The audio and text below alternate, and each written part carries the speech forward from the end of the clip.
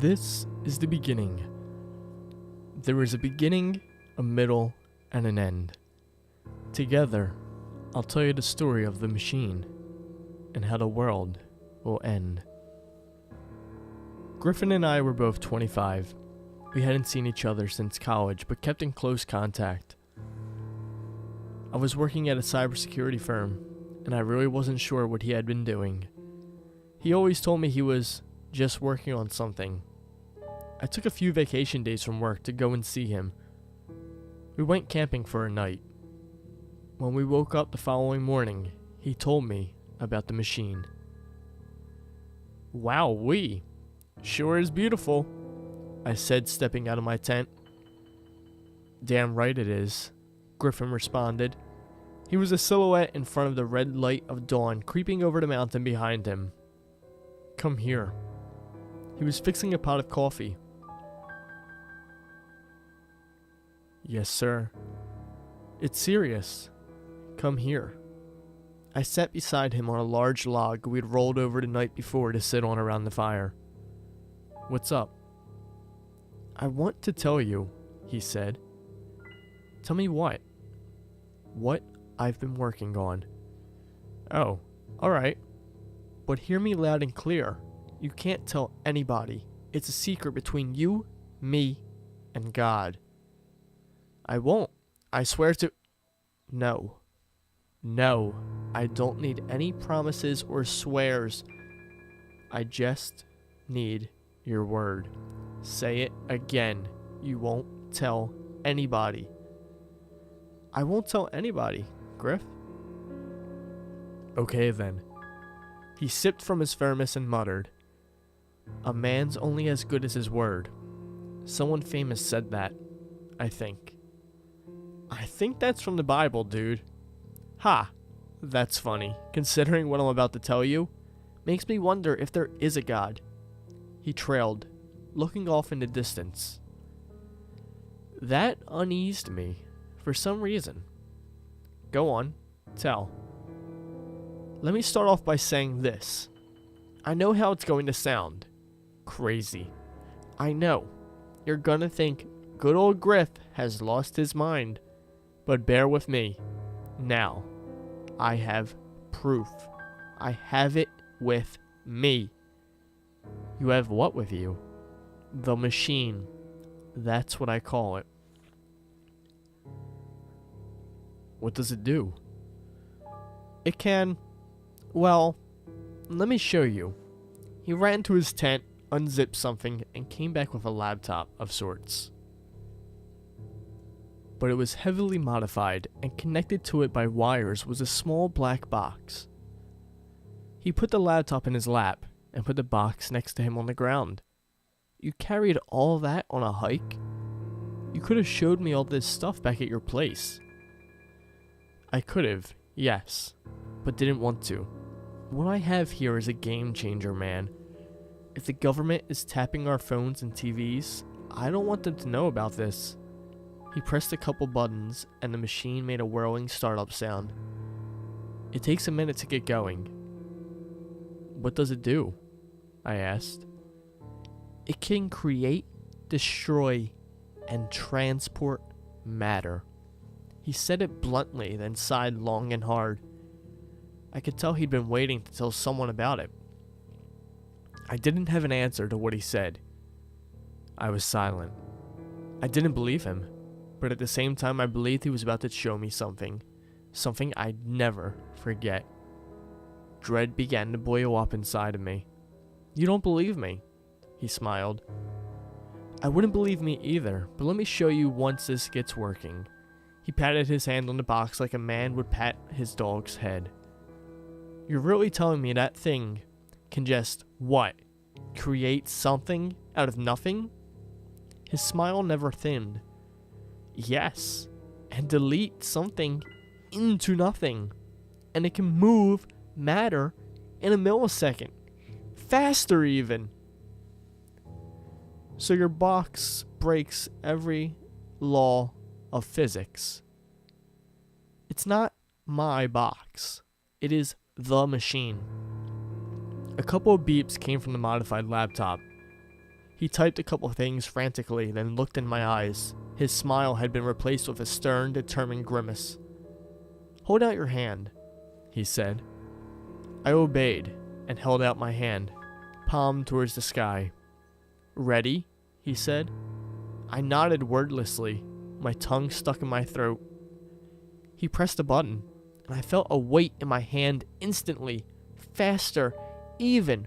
My jaw dropped slightly, and all my concentration, all my senses, and all my sanity was working overtime trying to comprehend what had just happened. In my hand was a nice, shiny, red apple. It came from nowhere. There was no sound, no wind, no whoosh or kapow. It did not exist a second before. But there it was, sitting in my hand. "Hold out your other hand," he said. I was not looking at him, but I knew he still had his serious face on. I complied and held out my other hand, almost hypnotically. My eyes were still transfixed on the apple. That is, until it wasn't there. It had moved to my other hand. If you could even call it moving. It transported. It teleported. It shifted through time and space like it was no big deal, and then a couple seconds later, it vanished. Gone. He deleted it. Never to be seen again. Astounded, excited, terrified. Those three emotions battled out in my head. I took in a deep draw of air, realizing I had stopped breathing somewhere in those 20 seconds or so. How? That was all I could manage to say. "Later," he told me. "Later, I'll tell you how everything works. Quit your job. Work with me." I know, it's mind-boggling. Come work with me on it. It can be improved. There's so much to do. But I need a paycheck and... No, you don't. When I said this was a game changer, I meant it. What do you need money for? Food? We can create all the food you need. You want a new house? We can build one with this. But how are you going to keep the lights on? We hook it up to a battery-run generator, and we simply create and replace the battery with a fresh one every day. Car? Gas? Water? I haven't had a bank account for a full year, man, and I'll never need another cent again. My hands were still stretched out. My body felt like it was in shock. Okay. Okay. His smile reappeared. Okay, let's do it. He closed the laptop and put it to his side. He cracked the beer open, even though it was 8:30 a.m., and he looked to the sunrise. I turned and watched it too. "The possibilities are endless," he said. "So you've tested it a lot, I'm assuming?" "Yup, a whole lot." I don't know why my mind went to this, but it did. "Have you ever, done it to a human?" He side-eyed me. "Done what?" "Well, you know. Have you ever deleted someone? Or moved someone? Or created?" He seemed to think on it before responding. "I'm not sure if I can create a human. I don't know the complexities that go into building a living being. But I've moved myself. Teleported. Whatever you want to call it. Not far. Just to a different room in my house. It's a weird feeling, but it works." I waited for him to go on, but he didn't. So I asked. "And deleted?" "No." He took a swig from his bottle. "I've deleted an insect, though. A spider. He was just gone. Like the apple. Never done it to a human." I was relieved that he hadn't murdered someone, but then I thought, well, it wouldn't be murder, would it? They wouldn't be dead. They'd just not exist anymore. Every atom of them would be gone from the universe. Any consciousness or awareness they once held would be vaporized into absolutely nothing. maybe it'd be more peaceful than death. Or maybe it'd be a fate much worse. But then I thought of how this could change everything. This machine could feed the hungry forever. It could erase tumors and cancerous cells. It could provide shelter and clothing for everyone. It could eliminate the need for any transportation. It could clean the atmosphere. It could transport people to other planets instantly. Humans could expand all across the galaxy, the entire universe, maybe. We are going to change the world, I said. We are going to run the world, he responded. And as his words died in the morning air, my worries came to life. The machine can destroy anything, idiot, I thought to myself. It can and will destroy. Sure, your goody little two-shoes wants to help humanity, but imagine what would happen if a terrorist organization had it. They could wipe out an entire city at the snap of their finger. A hostile country could delete an entire continent if they like. Hell, all it'll take is one evil son of a bitch with the key to that thing to destroy the entire Earth. Or the solar system. Or the universe. These thoughts clashed in my head. I sipped my coffee. Griffin sipped his beer. We watched the sunrise. Whatever was to come, I couldn't stop it now. This is the middle. There is a beginning, a middle, and an end. Together, I'll tell you the story of the machine and how the world will end. I spent the next couple months living with Griffin. In that time, he spent almost every day explaining to me how the machine worked. It was very complex, but I finally understood. I will not be explaining to you how it operates, and I hope you'll forgive me for that, and hope you understand why I refuse to share that knowledge. After learning all there was to learn about it, I posed a question to him. Do you think you could make another? I asked him. Sure, it'd take me a couple weeks, but no. I mean, do you think we can create another machine using this machine? He cocked his head back. Wow, I can't believe I hadn't thought of that. So we worked for a few days, programming every detail of the machine into the original machine. And by day 5, the code was complete and ready to go. I pressed enter, and there it appeared, a second machine, right next to its partner, its creator, its father, its God. Yet, they were equal. Now we each have one, I guess, he said.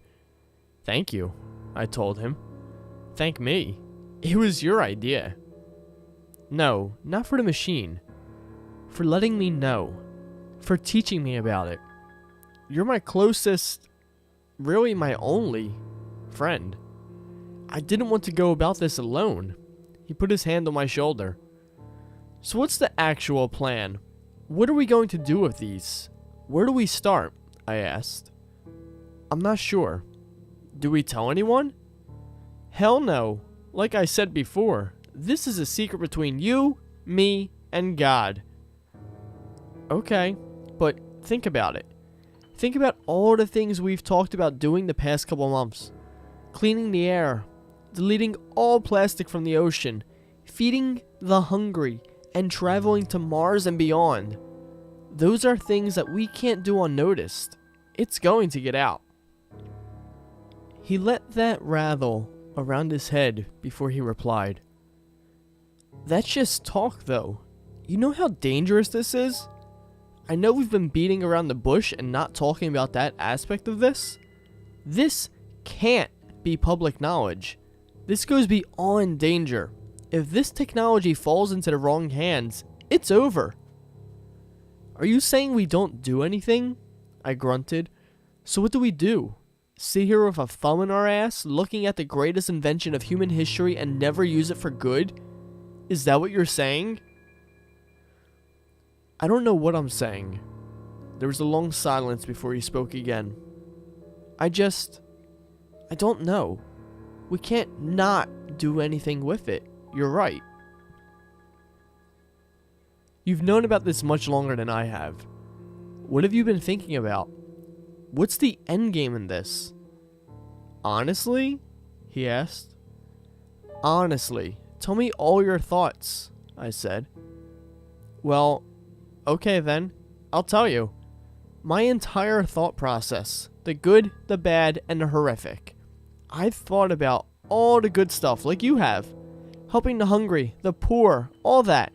But to tell you the truth, I'm afraid of that too. Why? Let's say we feed and shelter every human. Let's add to that too, why not? Let's give out free generators to every home and building in the world, like our houses have. And once a day the batteries are replaced with new ones. So we have free food and water, free shelter, and free energy. Okay. Well, then no one will want to work anymore. Why should they? What do they need money for? All their basic needs will have been met. That's millions, if not billions of people quitting their jobs because they don't need to work. That kind of sounds nice, actually. Everyone would be relaxed. Sure, at first. But you know who else stops working? EMTs, police officers, firemen. Those people that work long hours and save lives every day no longer have a reason to go in. Doctors who study for years and step into six-figure debt willingly, they won't want to practice medicine anymore. And school? Why go? What's making anyone want to go? On top of that, who would teach? There'd be 1 billion dummies by the next decade who don't know how to read or write. So if we give it to the public, we're screwed. The whole world is screwed. I hadn't considered any of this. I was stunned. And he wasn't done talking. I've also thought about using it for other things, though. Let's say we keep this private. What would we do with it? We could use it for other purposes. My eyes had widened. I knew what he meant, but I still asked. Like what? Any way we like. Let's go right to the extremes, shall we? Imagine a politician live on TV making some big announcement to the nation. I nodded. And all of a sudden, he drops dead. All we had to do was shift his brainstem an inch to the left, or, let's get even more graphic. We just delete the fucker's head right on national television. A clean cut, right across the neck. We delete every atom in his head and boom, gone, dead. No one knows why. Or we delete his entire brain. The autopsy comes back and no one knows what to make of it. Biggest news story of this century. We could create a new genocide. We could create a new virus every day and spread it worldwide. We could create a fucking asteroid and send it straight into Earth. I couldn't believe the things he was saying now. Things I didn't know a regular person could think. He kept on. His face was reddening, and eyes were bulging. Or, let's think even bigger. We could change the entire atmosphere on Mars, make it just like Earth's, nice and stable. Then, we teleport ourselves and the machines there.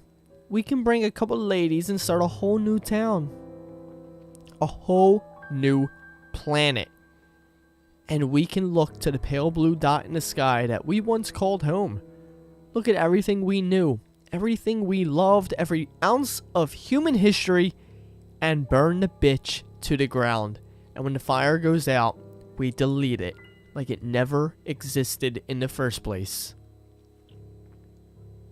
My mouth was slightly open from shock. I was at a loss for words, yes, but found my footing and spoke. But you don't actually want to do those things, right? He panted a little. He was out of breath. His face slowly came back to his original color. No. God, no. I wouldn't do any of that.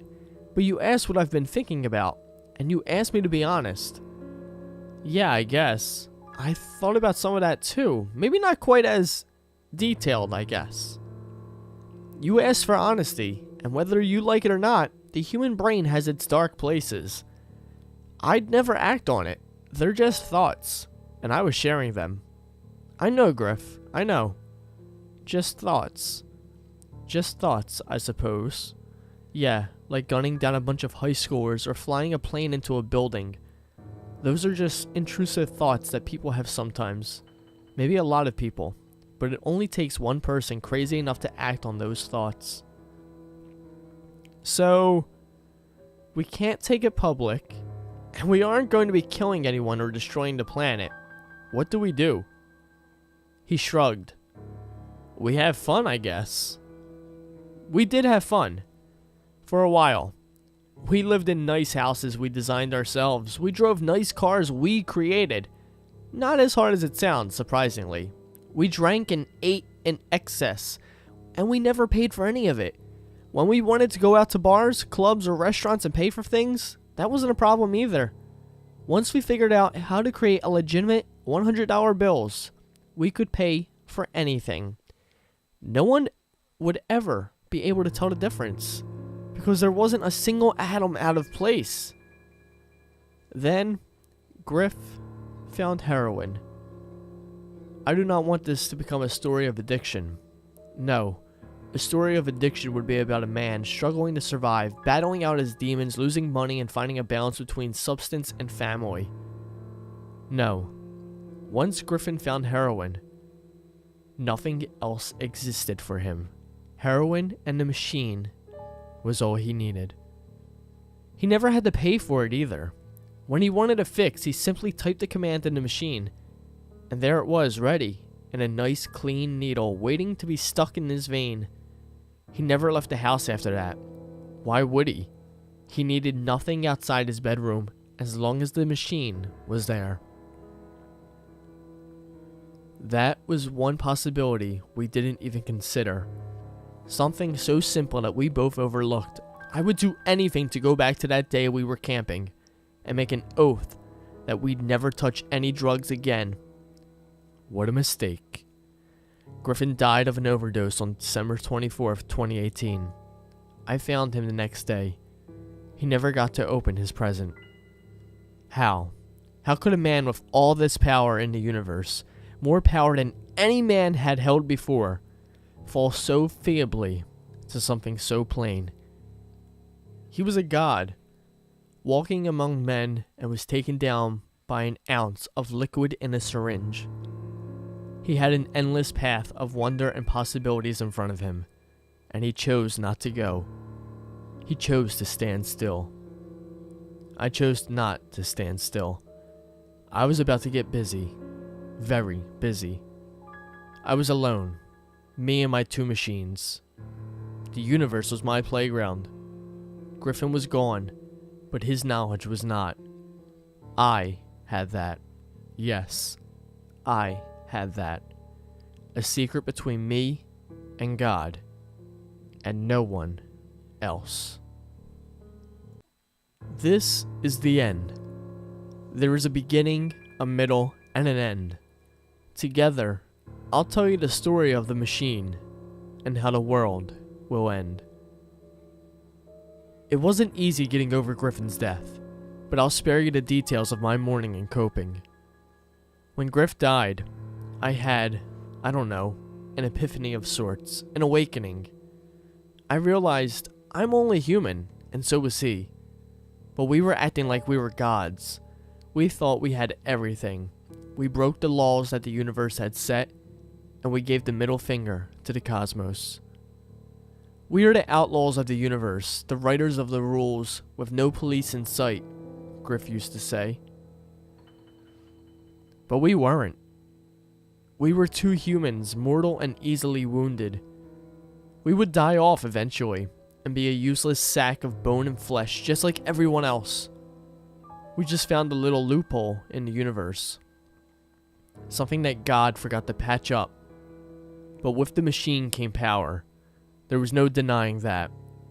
I was human, yes, but I wielded a weapon no one else had. It would be like bringing a nuclear bomb to a sword fight. That's what I thought. A weapon no one else had. A tool that no one else had. In those couple months that passed after his death, I thought of destroying the machine. But of course, I didn't. I didn't want to go back to my old life. I didn't want to work all day. I wanted to have a good time, and I wanted to change the world. I didn't have a good time, though. I was an absolute shut-in. I worked day and night for months on the solution. Let me tell you how I was going to try to help humanity. Here's what I programmed into the machine, roughly in layman's terms. Copy Earth into the machine. Remove human beings, animals, and any sentient life from copy. Remove atmospheric pollution from copy. Remove man-made everything from the copy. Infrastructure, roads, waste, etc. Replace man-made infrastructure with roughly the same terrain from surrounding environment. I know that doesn't seem like a lot, but it took a long time to get all that programmed correctly. And I know there are some issues with it, but compared to other solutions I had thought of, the drawbacks were minimal. My plan was to place this edited copy of Earth on the other side of the sun. Do you get it? There'd be a second Earth, the same distance from the sun but on the other side of it, revolving around the same direction and speed that Earth is. Then, after I would place it there, scientists would find out quickly of its existence, and we could travel to it and start anew. A whole new clean planet for mankind. It was a temporary solution, but nonetheless, a solution. A step in the right direction. I was about 2 days out from executing the commands and placing New Earth into existence. Unfortunately, something happened before I could do that. I was sitting on my bed, staring at the machines, just thinking. I can't remember what about, exactly. But all of a sudden, one of them disappeared. It happened right in front of my eyes. Deleted, erased, vanished. Or taken. I wondered for a split second. But it wasn't just gone. In its place, a note laid on the ground. I walked over to it. It was a single sheet of yellow paper torn off a legal pad. It had coordinates written on them, and then beneath it said, "Let's talk here." Dread flowed through my veins and filled my brain. But I managed to stay calm. I googled the coordinates, making sure I wasn't about to transport myself to the middle of the ocean or some volcano. I wasn't. The coordinates were set for somewhere in Utah, USA. There was nothing around for miles. I guess that was the safest place to talk.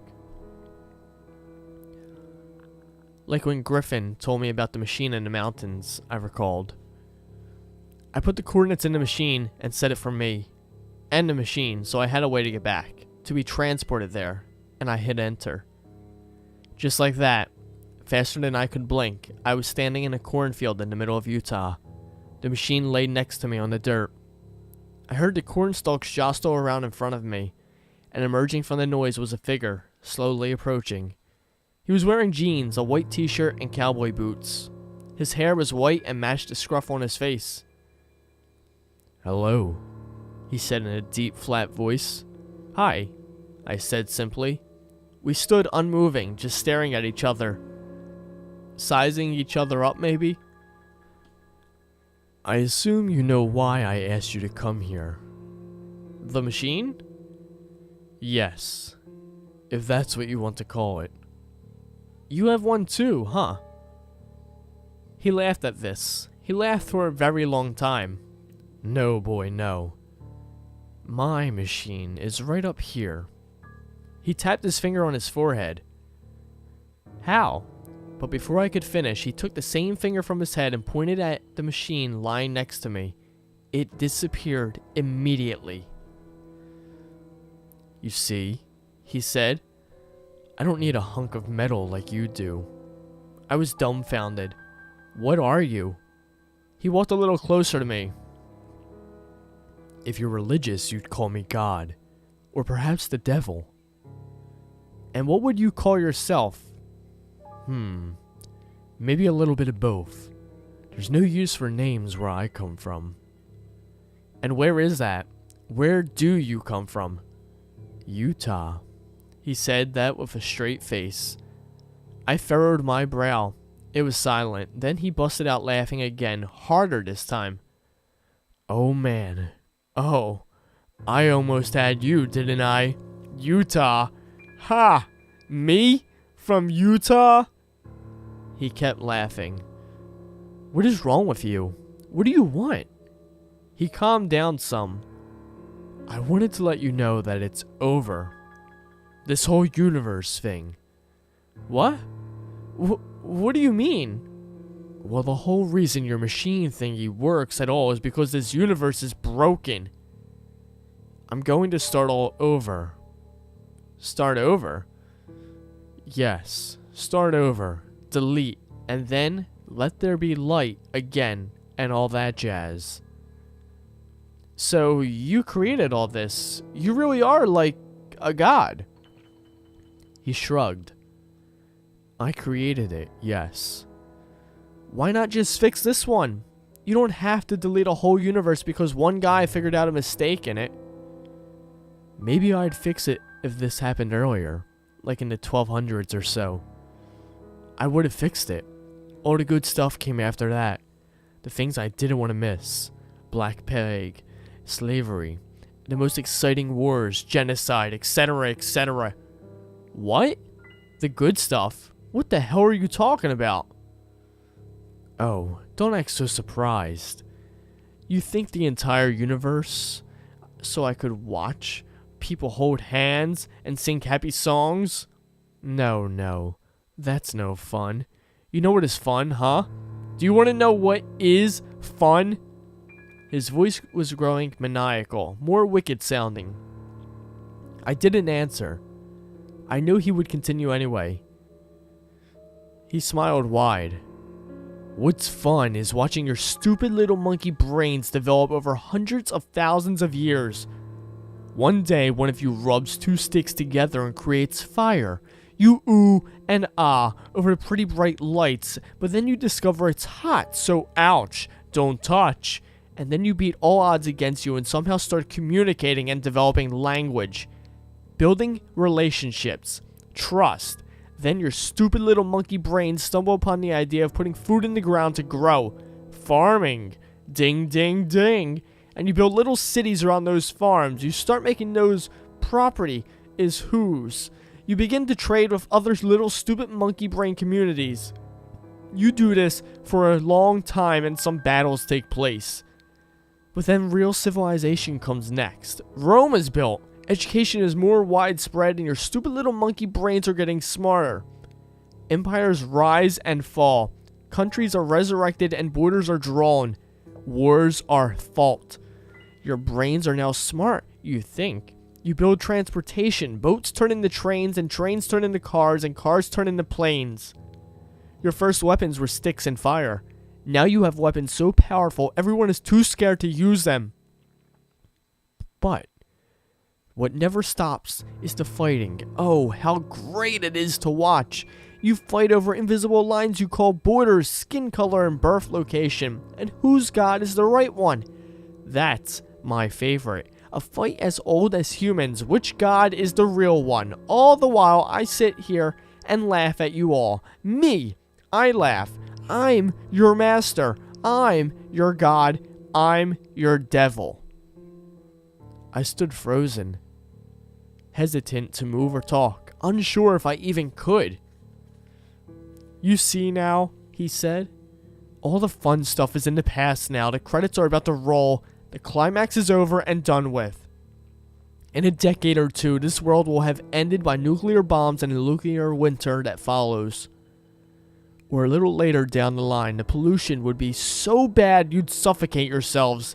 That's not fun to watch. That's boring. You see now, yes? I don't care to stick around for that. That's watching the credits roll. The show is over. I still hadn't moved, but gained some composure. I tried to ignore everything he said, but I still asked, is it just us in the universe? Is there not life anywhere else? No other planet to keep you entertained? He crossed his arms. Think of Earth as a nutrient. You eat dinner, you absorb the nutrient. You shit out the next day. Okay? You see, Earth is that tiny bit of nutrients that's important. The rest, he gestured towards the sky, is waste. Cosmic waste. Just a byproduct of creating this planet. Earth is the only thing that matters. I'd never felt so small in my entire life until he spoke those words. All that space in the universe with nothing inhabiting it. It's just us, all alone on this floating rock. I was stunned, angry, and upset. Why are you telling me this? Because deleting an entire universe takes time. It's fragile, very fragile. I can't have things being created, destroyed, or moving during the process. Yeah? Well, what if I go home and build another machine? I could delete you. He laughed again, only slightly. You think you could do that? Sure. This form I take now is made of atoms and molecules, but I am not. I'm something your simple brain can't even fathom. I exist beyond this universe. You can't destroy me, even if you tried. I felt like I was about to cry. Why can't you just leave this universe alone? There's only room for one at a time. Don't take it personally, kid. You'll still be around for a couple months, maybe a year. Try to enjoy it. Like I said, it takes time. I had nothing else to say, and for the first time, neither did he. He simply pointed at me, and all at once I was back in my bedroom, alone. All alone. I sat still for a couple hours, hoping it was all a fever dream of sorts, but I knew it wasn't. Now I tell you all this only to say, do not blame me. Do not shoot the messenger. Without Griffin's discovery of the machine, we wouldn't even have had any warning. So spend time with your loved ones. Do what makes you happy. Be good to others and live a good life while you can. There's nothing we can do. It won't be too long until we're gone. A secret between you, me, and God.